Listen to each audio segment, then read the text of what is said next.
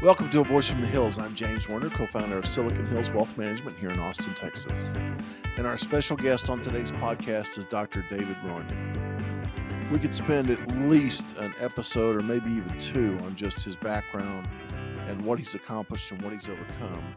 But what we really want to focus on is Dr. Rhoiney's journey to financial literacy. He graduated the Naval Academy, a very prestigious university, as a self-proclaimed financial illiterate. And since that time, David's worked to bolster his own literacy, but as he's done that, he's shared those, bits and pieces of his journey. He's asked questions out to the community. He's really become a part of that FinTwit community, even though his profession is as a surgeon. To give you an idea how important David is to the financial world, the SEC has just added him as one of the 8 new members to the Investment Advisory Committee. So it's a super high honor, and it's 15 people that really protect the interest of the individual investor, and David is now one of them. So we're very happy to have him on. I'm a little nervous. I'm a little excited. I'm not sure where this is going to go, but I'm pretty sure it's going to be awesome. So without further ado, please join me in welcoming Dr. David Rhoiney. James Warner is the founding partner of Silicon Hills Wealth Management and the host of A Voice from the Hills podcast. All opinions expressed by James, his co-host, and his guest are solely their own opinions and do not reflect the opinion of Silicon Hills Wealth Management. This podcast is for informational purposes only and should not be relied upon as a basis for investment decisions. Clients of Silicon Hills Wealth Management may maintain positions in securities discussed in this podcast. Hey, good evening, Dr. Rhoiney, and thank you for joining us. Hey, thanks for having me. Hey, I wanted to start back in 2007 as you're about to graduate from the Naval Academy. Take us back as best you can to that moment, and kind of if you were flashing back, on the journey that got you to that moment, what would that flashback look like for the audience? Man, it's funny. So I never envisioned going to the Naval Academy. It was never my thing. My mom, I was playing at a basketball camp, and apparently I did pretty well. Came home, I had a letter from the Naval Academy. Didn't know what the heck it was. And one day I come in, my mom was sick. She had just been in the hospital, came out. She's talking on the phone to someone. I'm like, who the heck are you talking to?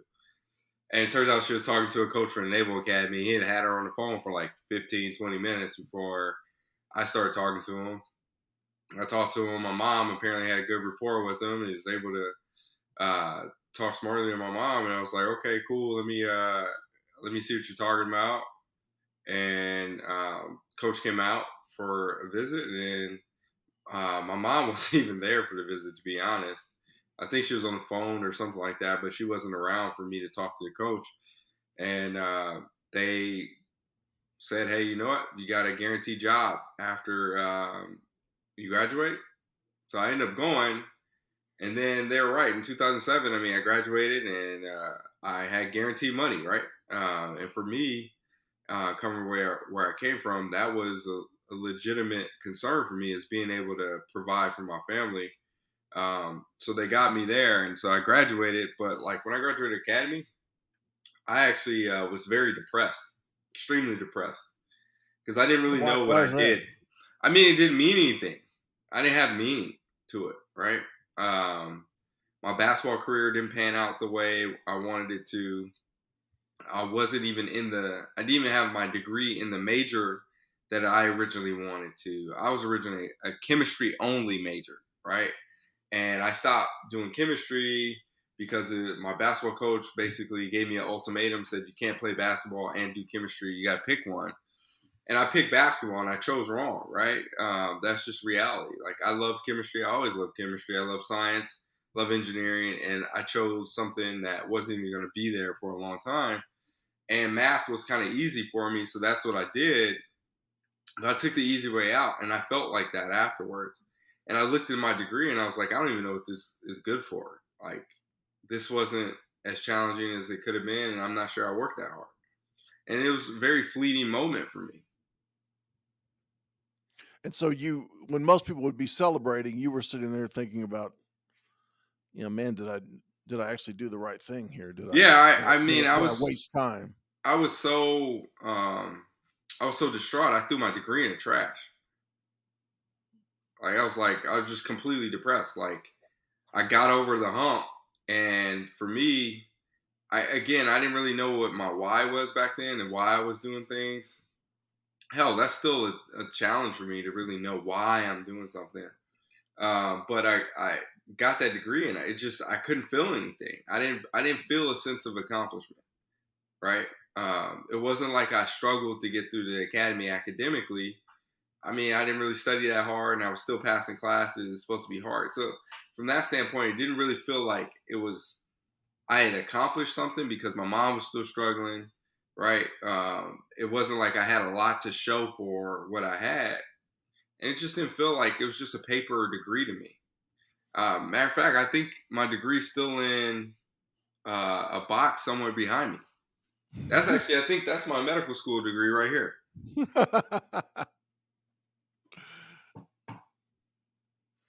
That's just me. I mean, those things they're fleeting, right? I mean, you get over the hump and then you move on. And then I think in one of your blog posts on Substack, you talked about the idea that you probably didn't realize it at the time, but here you were graduating from the Naval Academy and you were essentially financially illiterate. Oh yeah, I mean, I didn't really think about it in that sense back then, right? Because you don't know what you don't know, right? And so, like, for me, graduating, my mom probably thought I was rich, right? Because she had never made that much money, and it wasn't even a lot of money. It was like $42,000 a year or something when I was being paid. But I mean, your world view gets opened up very quickly. And I remember being a basketball player, and I'm on this was at the time of like the Allen Iverson, like everybody's wearing oversized T-shirts and baggy sweatpants and things like that. And I remember going into, I think, my junior or senior year at the academy, and I was getting on a flight because I was working a basketball camp somewhere. I was coming back to the Naval Academy, and people were looking at me weird, and I didn't like the way they were looking at me. It was like they were looking at me like I was like beneath them. And I was like, nah, this can't be it. And I looked in the mirror, and I just didn't like what I saw. Uh-huh. And so that was like one of the stepping things, like where my eyes started opening up to how people perceive me afterwards. So like when it comes to the financial literacy thing, is I didn't really know what that was or even the concept of it until I talked to a financial quote unquote customer service person from Primerica. And they were just flat out like, man, you don't have enough money to even warrant getting a financial advisor. And I'm like, what are you talking about? I saved all this money. I can see this money here. And I was like, yeah, you don't have enough. You need to do this on your own. And I'm like, man, I need help. Like, I'm asking for help. I don't know how to do this stuff. And that forced me to do it. And I don't want to say I hold a grudge, but I'm very competitive. So basically, I listened to someone tell me I'm not good enough, I'm not worthy enough. And I'm like, okay, I'm going to show you. And so that was really, it was almost that slight that kind of. Oh, that slight, if that slight would have never occurred, I would never be doing what I'm doing today. Yeah. So it's one of those crazy things where it shouldn't have happened, but because it did, I'm here. You are where you are. So you got the slight and you said, well, the hell with this. I'm going to figure this thing out on my own. Yep. I'm smart enough to do it. Then you start reaching out and just asking questions, and then you get hooked up with people in the financial advisor community on Twitter, right? Is that kind of? I mean, so 2007 started the financial, like, my journey, right? And I started by reading prospectuses, right? And that's when I realized, like, oh wow, this stuff is like complicated, not because of the concepts. Once you figure out what the jargon is, it's just so jargon heavy that you basically have to cut through it with a knife, right? And so at the time, I'm either trying to find a dictionary or I'm using a search engine at the time, or trying to really look up and figure out, like, what are these different concepts and what is this saying? What is that saying? And then, like, I was already invested in mutual funds, and then a great financial crisis happened, and I'm paying attention to that, and how real estate prices, and I'm listening to other people, and I just started slowly but surely opening up my world. And so I learned about savings rates. I already knew about compound interest. So then I had a turning moment was for me trying to go to medical school, and I realized, hey, I can't go out and party all the time and spend all this money because medical school admissions is expensive. And I'm like, so now I set a financial goal, right? Because of that financial goal, I was motivated to do all these other things. So then that was my next iteration of like learning, right? So then I And get in. when you first started making money, I know when this happened with me, when I first started making money, it didn't feel real to me because in my background, we'd always kind of just barely made it, and there was this concept of, hey, when you make it, you're going to pay it back. You're going to, and so a lot of what I did when I first graduated was, my excess money, instead of saving it or investing it or whatever, it kind of went back home. Oh, that was And, me and too. and did you feel that kind of that? I don't know. It was whether it was an obligation or, I don't know what it was, but I mean, there was like my financial world doesn't actually start yet because I've got unfinished business. I mean, did you kind of feel that? Oh, I absolutely felt it. I mean, up until my mom died, I was paying, I think, almost $1,000 a month to my mom, right? Between like $200 here, $500 here. Like she would just call me and ask for money, and I felt obligated to do it. Now, granted, that was my mom. So, but then like you add in other family members who ask you these things, and I thought this was just a normal thing to do because guess what? I made it, so like I need to go help other people. And then I start to talk to people who didn't look like me, and they're like, "Man, why are you doing that? Like, why are your parents asking you for money? Like, why is this person asking you for money?" And they're like, you need to set some boundaries. I'm like, what are you talking about? Like, other people don't do this, right? Because me and my brother are like giving money constantly, constantly, constantly. And so when it took me to go to therapy to try to figure out, like, hey, I wasn't responsible for another grown adult and helping them out. Now, if I want to help them out of my own kindness, that's one thing. But I'm not giving them money expecting that to get back. So only give what you can, like, you would give as a gift, right? Because these are small gifts. They're other than that, like you aren't giving them a loan. Like $1,000 at that point in No, my it's life, never coming back, right? I it's mean, never $1,000 never coming back. And I just think about all the money that I spent giving away that all could have been saved or invested. Now, granted, did it help my mom? Yeah, it helped her. So like, I'm not upset about that. But yeah, I felt that absolute obligation. Heck, my own mom didn't even come to my graduation from the Naval Academy because there was an expectation of me to pay for my family members to come out and fly to the Naval Academy for my graduation. I'm a broke college student. How the hell am I supposed to pay for that? Right? yeah. And so I didn't have my mom there. Well, I remember when I was growing up, there was the Dallas Times Herald had this really prestigious award for high school students in the Dallas area. It was the newspaper, and David, it was really funny because I'd gone through and I filled out all the paperwork and I'd done all the legwork, and I had no expectation of winning by any stretch of the imagination. I was happy that they invited me to come up, and I get there and it's in the Market Hall arena. My mom didn't feel like she had an outfit that she felt comfortable wearing, so she didn't show up. My grandmother didn't show up. Nobody was there for me, right? And I didn't understand what it was like to even go to an award ceremony. I'd never been to one. I mean, so literally I'm walking in with sweats and sweat bottoms on and sweat tops on, and I'm sitting next to all these people, and it dawns on me that, oh, holy shit, I am really a fish out of water here. Everybody else is, got a suit and tie and a dress and their families there, and I ended up winning. Oh wow. And it was the most awesome, horrifying thing I can ever remember, because I felt this initial, just sheer gratitude of accomplishment that, here I am amongst 3,000 people and somehow I won. I mean, you know, no outside influence. I didn't know any senators. I didn't know any congressmen.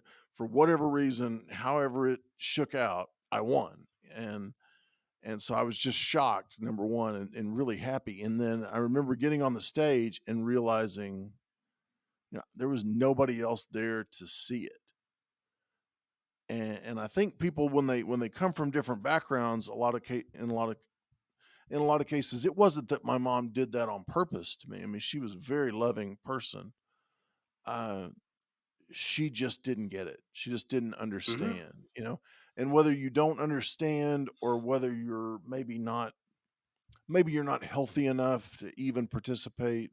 I know your mom had some health issues, throughout your childhood, and my mom did toward the latter portion of my childhood. But I think before, it was really just when you're kind of charting that new ground. And I talk to people all the time, when you're the first person to go to college, or you're the first person to do something, you can't expect to get that mentorship from the people in your household who have no familiarity with it. And that's one of the hard things about overcoming, what circumstances you're born into, right? Because you don't even know what you don't know.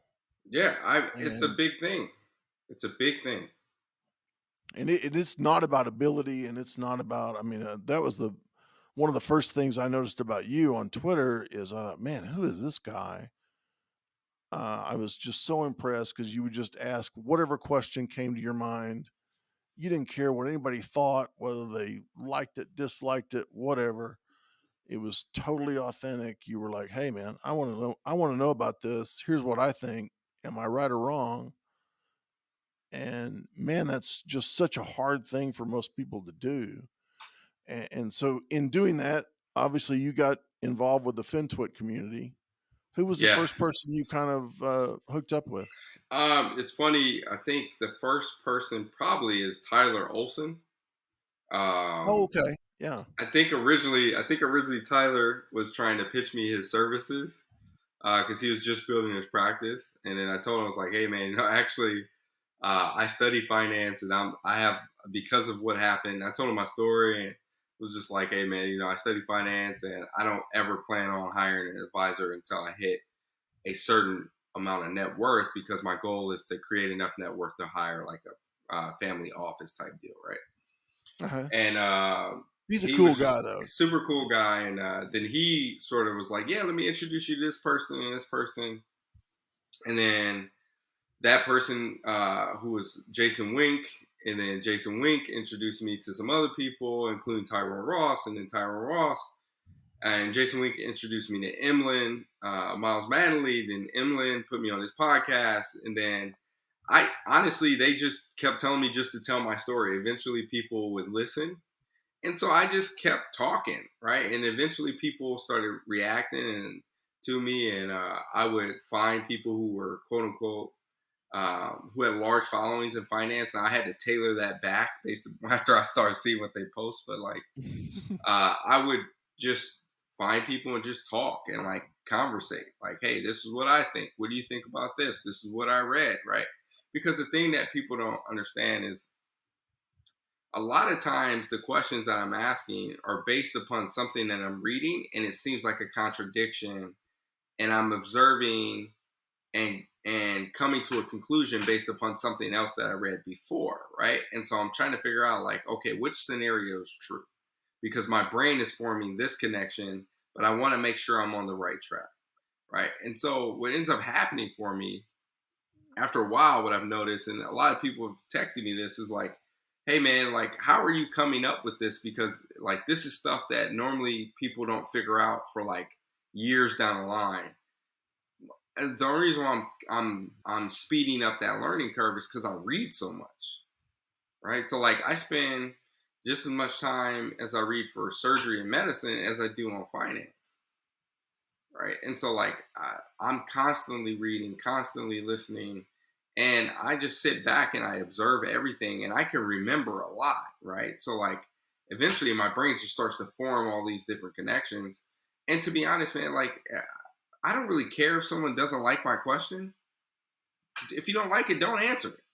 Right. Yeah. Right? Like I've had some people come after me about that, and like, what are they upset about? That I asked the question? If you're that upset that a person is asking a question, how the hell are you a financial advisor or a client facing person? Right? Because you have to have customer service. That's not good customer service. Like you're supposed to be a financial advisor or whoever, investment manager. Like you have a educational role that you're supposed to play, and you're not playing it. Right? You're lashing out at me for asking a question. Some people get upset because it's the doctor asking a question. Well, guess what? Like you guys, the financial community has consistently said that doctors are bad at finance. And the minute a doctor gets on there and starts to learn finance, people get upset. Yeah, that's kind of a contradiction in terms, right? I mean, It I remember is. when you posted that thing about the laundromat, I went back and read through all that stuff, and I was like, man, this guy, I got to follow this guy. Yeah. That was when I got interested. I was like, So but you've got to have that. I think you owe it to your clients and your industry to have a curiosity, right? I mean, whether you're a doctor or a financial planner or whatever, if you think you know everything you're ever going to know today and you don't need to learn anything else, I don't want you in my life. I don't want you as my doctor, and I don't want you as my financial planner, right? And if you think there's only a certain subset or subgroup of people you can learn from, I don't want you either. I mean, most of the stuff that I learn uh, today is not from, actually, most of the stuff that I learn is either inspired or from clients or people that have no financial background whatsoever, but they have that level of curiosity, and they put two concepts together that our industry normally doesn't allow to be put together in the order they put them together, and it makes you think. It's like, well, wait a minute, maybe they're right.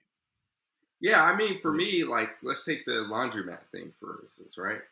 I was deployed down in Guantanamo Bay, Cuba, and I had time on my hands. And so, like, I think about the next 5 years, the next 10 years, and I'm like, in order to create wealth, I need to have equity.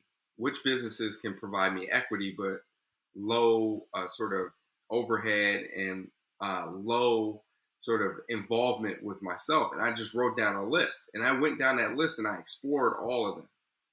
Laundromats, I explored like vending machines and this and that, and real Car estate wash. and Yeah. car washes. Like I literally went through and wrote down the pros and cons, and I went through and I learned how to value them and what this, how to scale them and all this. And I read everything I could. And so I was just like, this is a possibility, right? And I do that with everything. I go read as much as I can, learn as much as I can, and I start from square one. Okay, what is a laundromat?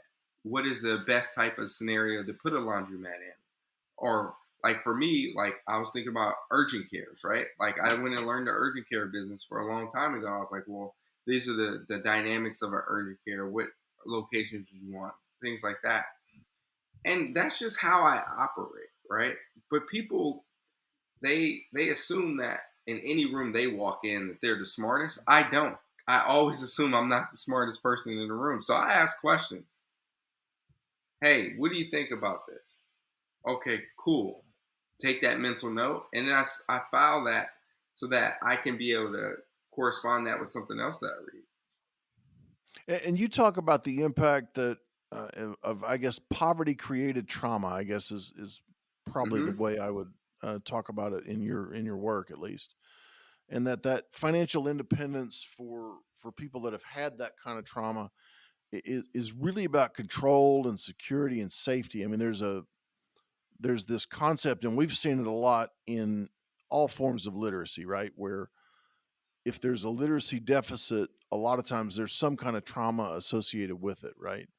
Uh, how do you get past the trauma component to deal with the literacy component, or how do you talked about therapy, I think, just briefly earlier.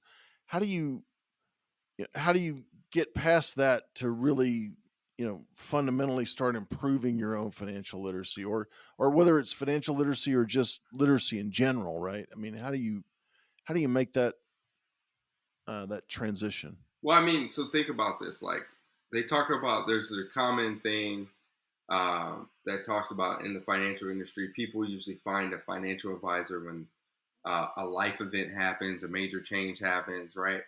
I mean, the same thing, right? So poverty creates this mindset that money is scarce. So you got to either hoard the money as much as you can, because there's a chance that you're never going to be able to get it back if it goes away, right?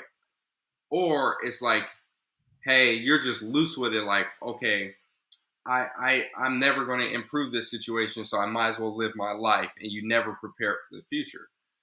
There's never really this in between, unless you're dealing with the situation where the people you are going through it with are able to teach you some of the financial concepts. If you're learning about money in a reactionary and defensive posture because you're constantly trying to defend the way you live your life and surviving each day, then that's how you're going to have, that's the type of mindset you're going to have. And it takes a lot to break that, right? The thing that broke that for me was that turning point when the guy basically said I wasn't worth enough and I wasn't important enough. And I'm like, well, damn, like everybody's telling me I graduated from the Naval Academy. That's supposed to be elite. I got this applied mathematics degree. That's supposed to be elite. And here's this guy telling me that no way in hell can I afford a financial advisor. And I'm like, you know what? I've been proving people wrong my whole life. I'm going to prove you fucking wrong too. Like, what else do you want me to say? Like, and so those are the types of things that, like, you need some type of motivating factor, right, to get past that poverty. Another thing that helped me was when my kids were born, I realized, like, man, I'm doing okay, but like, I really got to step on the gas, right? Because me and my wife, we already had a kid, and then when my son was being born, when I found out we were pregnant with him, I went in the car and I cried because I'm like, man, how the hell am I going to afford this? I was a resident. My wife's pregnant now. She might have to go out. I'm like, I'm not making any money. How the hell can I afford a kid?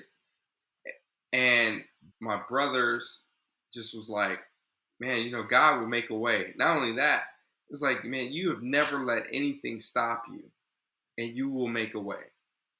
And so I just got very focused again, was like, okay, cool. Let me get back to how I normally do. I got over my emotions and I came up with a plan. And then I enacted that plan. And then I changed a little bit as I went to make sure that everything got better. But I'm like, look, just take it one day at a time. Get through this day, get through that next day. Have your plan. Keep working at your plan, work at your plan, work at your plan. And it worked out for me. Now, did I always make great decisions? Hell no, right? But it always worked out because in the grand scheme of things, it was always a risk versus benefit, right? So like I dipped into my Roth IRA as a med student to pay for my mom's funeral. I think that's a worthy cause, right? Sure. She didn't have life insurance. That's why I tell people you got to have life insurance. So me and my brother paid for her funeral, and I pulled money out of my Roth IRA to do it. Fine. Now, if I had to do that again, 100% will do it again. Okay? The next thing that was questionable, right, is the amount of credit card debt I had in residency. Well, what else do you expect a resident to do when you are getting paid pennies and you have to go to a residency in a high cost of living area like Chicago, right? When your own money that you're being paid doesn't even cover your rent each month and your parking, because you got to pay for parking in the city of Chicago, right? Unless you want to live somewhere that isn't safe. And so you have to think about those things, right? And so in the grand scheme of things, in the grand totality, right, I'm a surgeon, right? So that's just, unfortunately, that's a little pain up front for maximum gain later. I got great training. Did it suck having to go through that time? Absolutely. But these are the things, right? You have to just keep the bigger picture and not get lost in the small details of what things are going to go. But like, it takes literally years to get through, and I'm still getting through my issues with poverty. Right, there's times that I get anxious and I wake up in the middle of the night, my heart's beating fast because I'm thinking about something that's coming up, a bill or something like that, and I'm like, man, why am I even thinking about that? I'm a Well, and I surgeon, I can noticed afford it. even in the last week when you were on Twitter about just responding to the paycheck to paycheck uh, Yeah. uh, thing, and I thought you had some really interesting things to say about it, and I thought, it is very different from person to person, right? I mean, living paycheck to paycheck means very, very different things to different people in different circumstances, and the the idea from my childhood at least was that there was never anything stable about money. Mm-hmm. Money wasn't a stable thing. The money was unstable. So it's like you said, you would either hoard it or you would spend it, you know, just kind of crazy. I remember one time we had furniture on layaway, and my grandmother had been going and paying $10 a week. I would always go down there with her, and we'd pay $10 a week on the furniture. And it took us forever, of course, to actually pay off the layaway. And when we finally did, the guy who owned the furniture owned up to my grandmother and said, "Hey, I already sold the furniture. The stuff you had on layaway is not here anymore." And so he starts, getting some different furniture, and they had a really interesting relationship between the two of them. But so finally, he comes up with with something that was agreeable with my grandmother. There's a lot of profanity going on, but at the end of the day, she's like, "Okay, well, I'm going to go to the bank and get the money, and I'll come back and make the final payment and pick up the furniture." Well, we're on the way out, and we pick up my mom, and my mom was kind of, she worked constantly. I mean, she probably worked 16, 18-hour days, a lot of days. And so she provided kind of all the financial, engine that we had, right? And so if she had an opinion on something, it was taken pretty seriously. But my mom occasionally would just do something that was just, kind of nutty in retrospect. And I remember she looked over at my grandmother and said, "Do you really like that furniture?" And she said, "No, not really, not particularly. I like the furniture that I thought we were going to get, but they don't have that anymore." And she goes, "Well, why don't we all go to Six Flags?" And so we took that money, and the next day, the every member of our family went to Six Flags, and we had an awesome day. I mean, it was, I was a little kid at the time, but I remember sitting in the back of the car, and even as like an 8 or 9 year old kid, I realized, this probably isn't a good financial decision, right? But I was, wanting to go to Six Flags, and so the next day we did it, and then I remember, it was just a great time, and then we felt like we were on top of the world for a day or two, and then the depression hit a couple days later. Like, what did we do? You know, we just Mm-hmm. we just spent all the furniture money on Six Flags, right? Which is something that a family who's grown up in financial stability with money as being a stabling factor would never do, right? Even if the furniture was pulled out from under them, they just go get furniture at a different place. They wouldn't change. They wouldn't just on a whim change how money Spent. is Yeah. spent, right? And so I think that that's a huge thing, and I always kind of keep an eye out for that for people who are first generation wealth, or uh, just to make sure that they understand that you can do some really nutty things when you don't have the idea that money is stable, or that money is a stability factor. It's there today, gone tomorrow, and maybe I'll get lucky, but I'll probably just not have any at the end of the day. And so I think that's one of the things that really makes financial literacy hard, because we do things that don't necessarily make sense unless you know our background, unless how we were raised and Mm-hmm. everything else. And that's when I read your work, I think it's so beneficial, because I think there are a lot of people that are maybe in your situation where they grew up in in one one economic standard, right? One economic reality. And because of, good fortune, hard work, God-given ability, whatever, now they have the ability to move into a different reality, right? So your kids probably won't have the same views about money as you did, right? Because you're going to take your views, what you've learned and everything else, and you're going to instill that in them.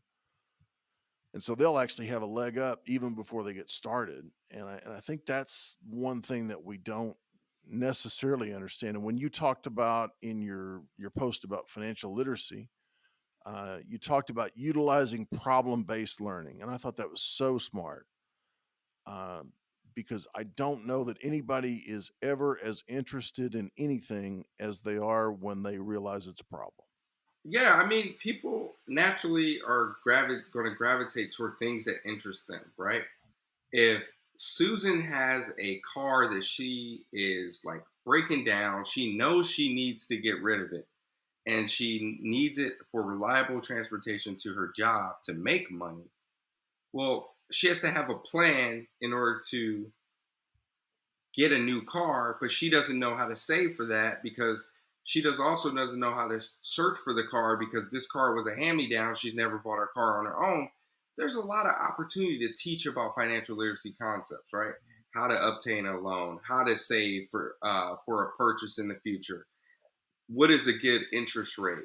What are the amortization schedule? What should the car buying versus lease debate? Like, there's a lot of things you can teach. Translate that into buying a home. Translate that to how to pay for a wedding. Translate that to how to pay for a kid's college, how to save for college, how to plan for the long term. Hey, I want to go on this vacation next year. How do I pay for it? That's how people live, right? They don't live Right. off of oh, well, here's compound interest and here's the rate and the rule of 72. Those are all great math concepts, but normal people don't talk like that. They go, hey, guess what, James? I'm thinking about in 6 months adding a deck to my back porch. I'm just trying to figure out how I'm going to pay for it. Exactly. Right? Okay, cool. I know how you can do that. Have you thought about making a plan and actually figuring out how much you need to save? And since this is short term, have you thought about putting this in a more liquid vehicle? I wouldn't put this in anything risky. What do you mean by liquid? Oh, here's what liquidity means. Here's it means being able to access your cash pretty easily. Here's some things that can help. Oh, cool. That's what I think. I actually like that plan. Oh, maybe I can actually, the loan rates are better with my own 401k versus getting a HELOC. I'm going to use my own 401k so I can pay myself back. But you see all these concepts that you can learn all from asking a simple question, Yeah, but right? I think unless your mind understands what the problem is, it's really hard to develop that knowledge tree, right? Because otherwise they're just concepts that are just they don't really attach to anything, right? Uh, Once they start attaching to something and they become part of a solution, then the education or the potential education is there, right? Mm-hmm. Because now, okay, I really want to know, what is saving from my is borrowing from my 401k better than taking out a private loan or selling some of the assets I have and paying capital gains. And oh well, now wait a minute, what's capital gains tax? And is that, what kind of percentage rate is that versus the rate that I might pay? And if I'm paying money back to myself, is that a good thing, or is that an opportunity cost where I'm not having money in the market because I've taken this loan against my 401k? And what does that look like? And so you open up all those things, but you only open up those things when you have a problem that somebody's interested in solving. Mm-hmm. And I think that is just such great advice. I mean, if anybody ever, it's the Surgify Substack. If you ever go on, look at that financial literacy list. There's another thing that I think is just crucial that you talk about, and it's called teaching the teachers, right? And you talk about how, hey, 57% of people are financially illiterate or illiterate. So it makes sense that, hey, maybe some of teachers fall into that category, right? And if our teachers don't have financial literacy in their own lives, how are they going to, how are they going to be the conduit for that for the next generation? And I think that's a huge thing. I don't know how that happens. The problem-based learning, I've even used that in practice since I read it from you, to try to help our clients visualize what the problem is, so that we can turn that problem into a decision tree, and it really makes. But I do think the teaching the teachers is important too. Do you have any ideas or Well, I mean, so thoughts on how to? let's think about this, right? Teachers, the average school day is roughly 8 hours, right? So let's say that. Let's say the teachers are with maximum 6 hours, right?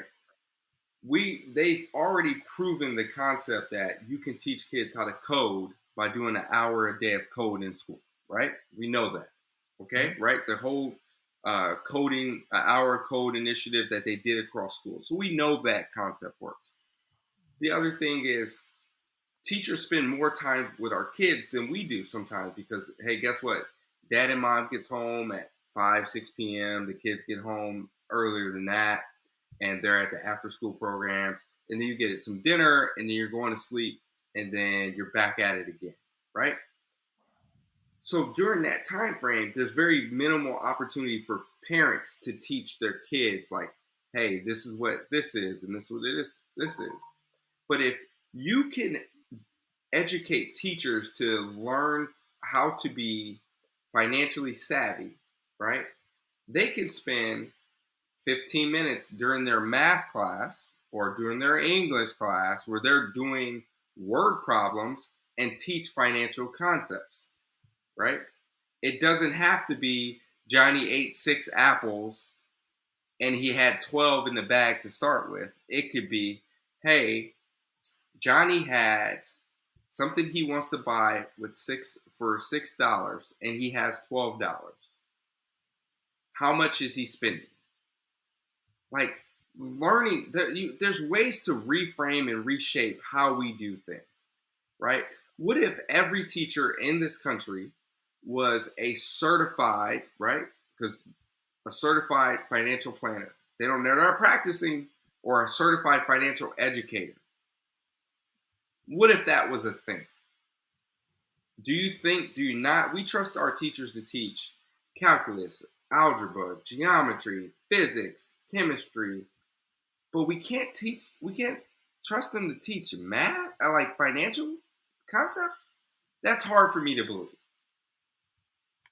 right? We can teach one concept a week over an hour, and I guarantee you kids will be interested. If you tell them, if you just start with the compound interest and put it in the way where they're like, hey, you're 16 today.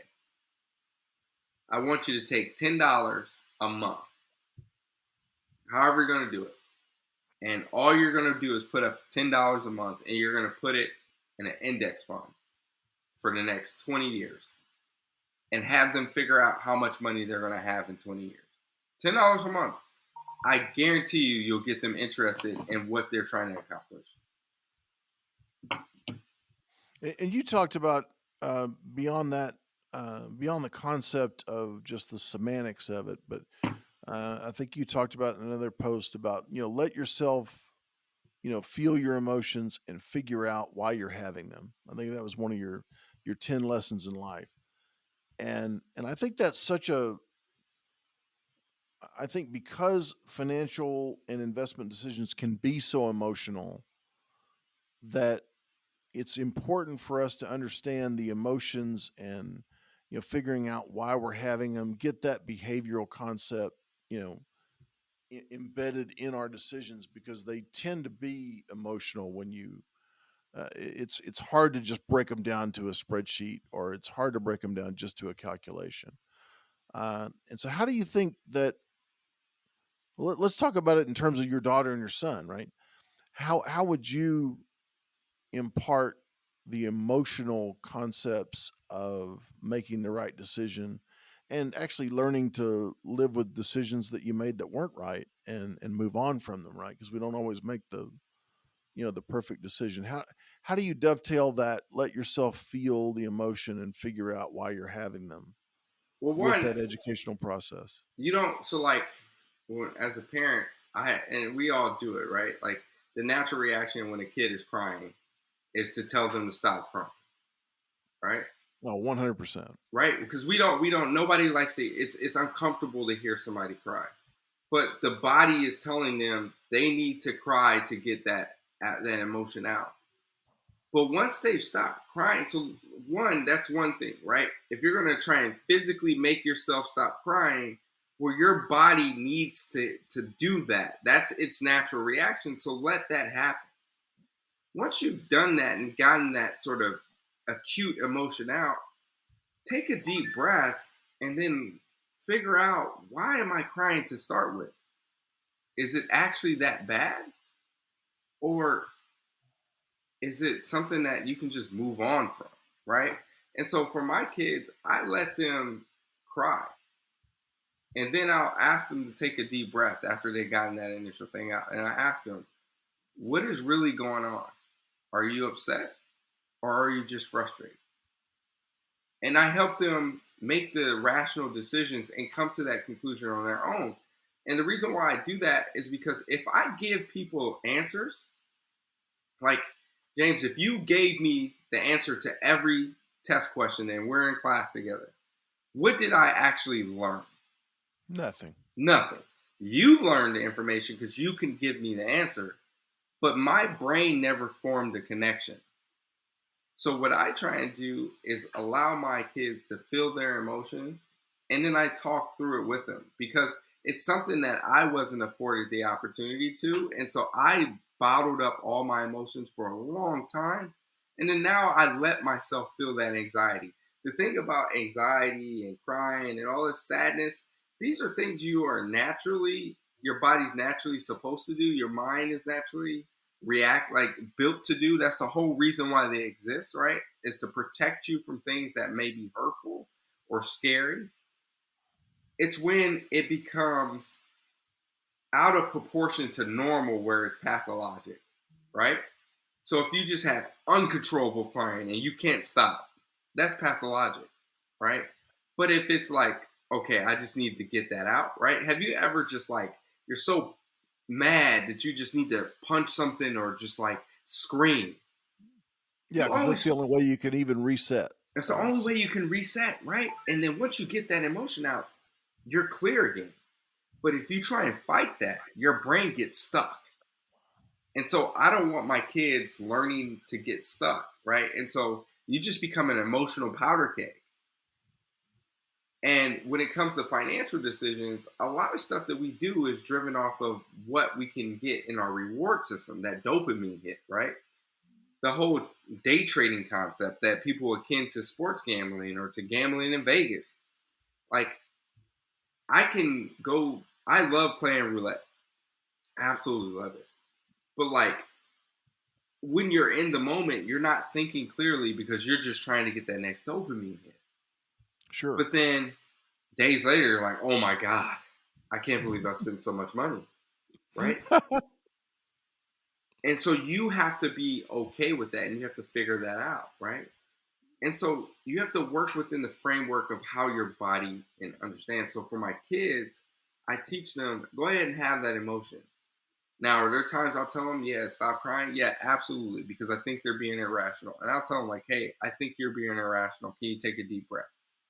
But I want them to learn how to feel those emotions, because we tell too many people that they can't be emotional and they can't be human. And that's not okay with me. And then you had talked about, I think we almost share the same date. So my mom passed away August 9th. Yep. I think yours passed away August 14th. Yep. 5 days after that. Yeah. And so that was probably one of the, I guess almost my life started over when that happened, to be honest, because my mom was always kind of the center of the family. She was always kind of the thing that held everything together. And if my mom said this is how it's going to go, she was just very persuasive, and everybody just kind of followed her lead. And when she passed away, there was just that, that lead was gone. And, I realized it was very hard for me to figure out where my place in the world was when I lost her. And not because I was supporting her or anything like that. I mean, it was just a very different mindset for me. And I wonder, when your mom passed away, what went through your mind? What emotions did you have when? Because I know that was a painful time for you as well, right? Yeah, I lost my purpose. I completely lost my purpose. Didn't know why I was doing anything. Didn't know why I was here. I no longer even knew why I was living. And it was tough for me. Still tough for me. My wife and my kids, they keep me grounded and keep me focused. And I push towards things that help me to stay with the North Star, right? But like everything I had done up until that moment was to get acknowledgement from my mom and to help my mom and take care of my mom, because that was the promise that I gave my grandmother. And I failed. I just flat out failed, right? And everything I had done lost its meaning. Um, Honestly, I didn't even know if I wanted to live at that point, because I literally lost my meaning. I lost the reason that was keeping me geared towards living, right? I kept pushing because I had to take care of my mom. I had to take care of my brother. But at that point, my brother was doing great, and then I lost my mom, and I lost who I was. And so it took a while for me to even start to understand why I was doing anything, why I wanted to do this, why I wanted to be this, and why I wanted to be that, why I need to get to the next step, because I lost her. Yeah, and I think I mean, that's just one of those fundamental reset points that we can all, fall into, whether it's loss of a loved one, maybe loss of a job that was just maybe more important to us than it probably should have been. A business, a close friend, or something like that. We can all run through our lives, especially from a financial perspective, and say, hey, this is why I'm doing this. This is the obligation I created for myself. This is not necessarily even a plan. This is just a responsibility that I've created, and a routine that I've created to satisfy that responsibility. And then when that goes away and that's not there, you know, it's fundamental reset time, and you're like, well, damn, what am I doing? Why am I doing the work that I'm doing? Why am I saving? What am I saving money for? What am I, and I think we as financial advisors and just people in general have to understand that you're going to have probably 3, 4, 5 of those times in your life, maybe. Hopefully not if you're lucky, but you're going to have those times, and each one of those times, you talked about a transition, point where financial stuff becomes really important, and really in the grand scheme of things, uh, most of the things we do as financial advisors aren't all that difficult. They aren't all that technical. They don't require a specific, high level of brain power. What they do require is just general knowledge, a little bit of humility, and empathy toward the people you're working with.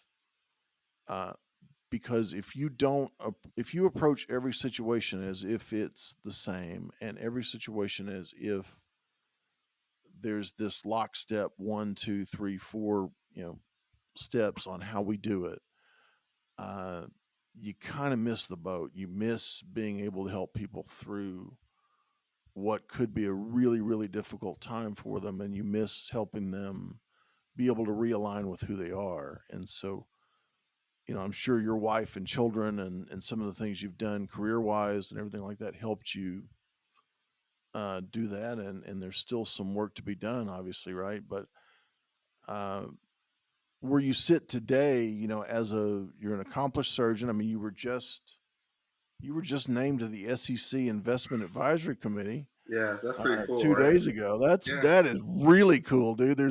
There's 2 people on this podcast, and only one of them's on that committee, and it ain't me. Yeah, that's pretty So, cool. congratulations, man. How'd Thank that you. happen? Just by chance. I mean, how did they get it so right? I don't know, man. I had been. I just kept talking, and eventually somebody and Commissioner Purse, Hester Purse, started following me on Twitter. I was like, oh my god, like I gotta be careful now, like right. And then I responded to something that the SEC had put out there, and because I read everything, right? So I started following her, and I noticed that she would put out like these press releases, and they asked a question on there, and I gave some critical feedback, and I thought it was a canned response originally, and it said, okay, this was like, if we'd like to hear more, please send us an email. And so I sent the email like, hey, my name is such and such. This is what I think. I'm willing to help out in any way, shape, or form, but this is how I would fix it. And then next, I'm on an introductory call, and then I talk to some other people, and then a year later, I get an email saying, hey, we have these positions on the investor advisory committee. We can't guarantee anything, but if you put your application in, you get the interview. So I put an application in, literally didn't hear anything, interviewed, and then somehow I made it onto the committee. It was a lot of people who applied, and somehow I snuck in the back door and made it in. It's weird for me, right? Because it kind of generates some imposter syndrome for me, right? Because everything about finance for me is self-taught, and me asking questions to very, very smart people. And so now this committee has a lot of accomplished financial professionals on it.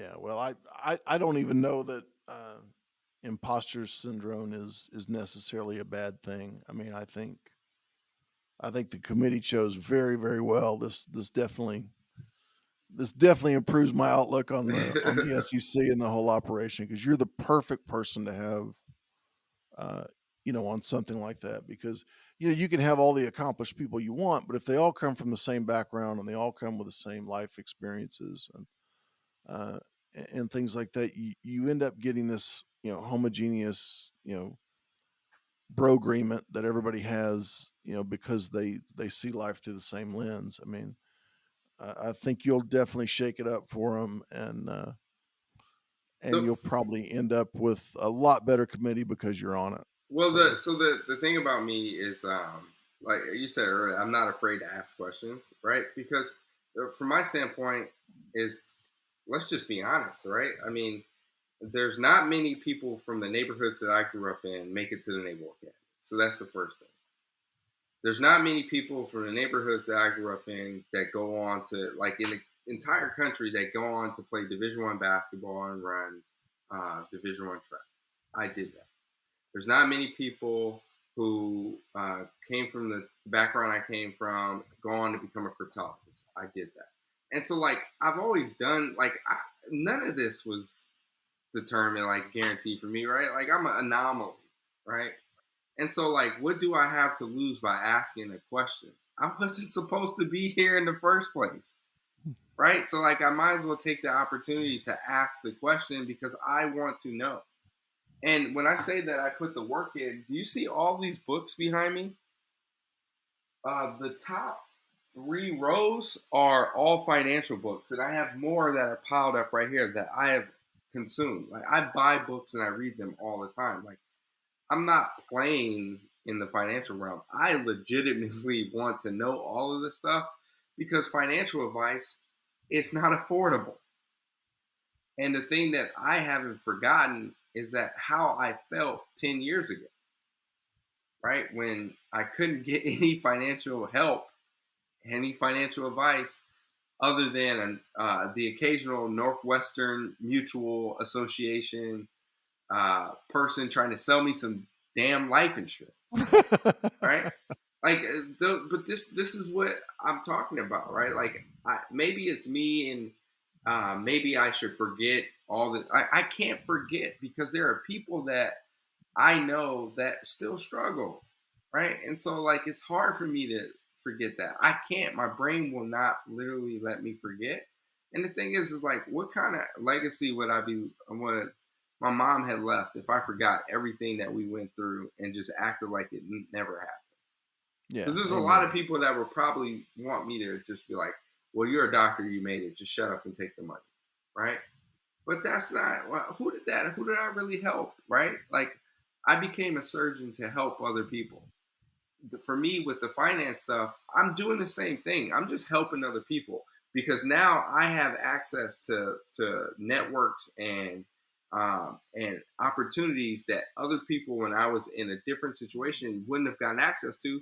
So it's like sharing your plate. Hey, you got into the buffet, like grab as much as you can and take it out to the rest of your family. Like, that's all I'm trying to do, is share financial knowledge that I've learned, right? That I've gathered, that I've learned from buying the books that I can afford to buy because I have extra money that so I'm just trying to learn it and then distill it in a non-jargon way, like a completely jargon free, because jargon is a huge impediment to anyone learning anything.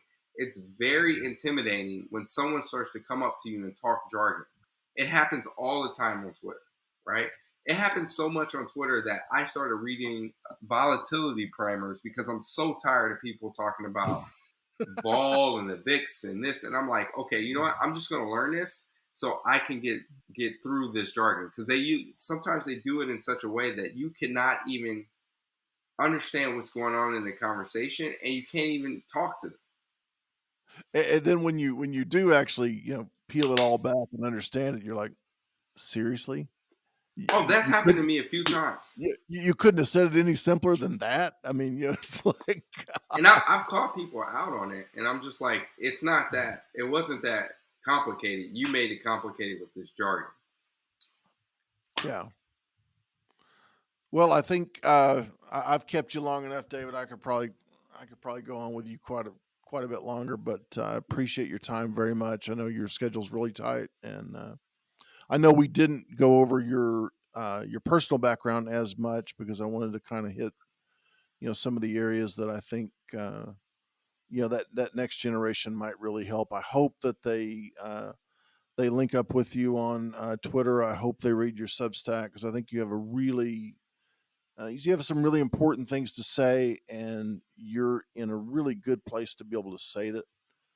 I think you're a great kind of stepping stone for everybody who's wanting to ask their own questions and wanting to kind of just bolster their own financial literacy. So thanks for joining us. I mean, obviously your story is pretty awesome. I mean, you're in the top 1/2 of 1/2 of 1/2 of 1/2 of 1%.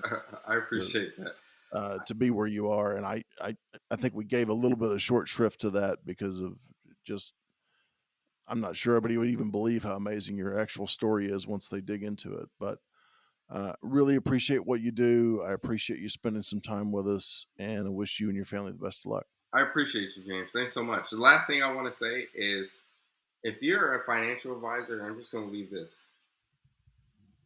You want a client who you can grow with, right?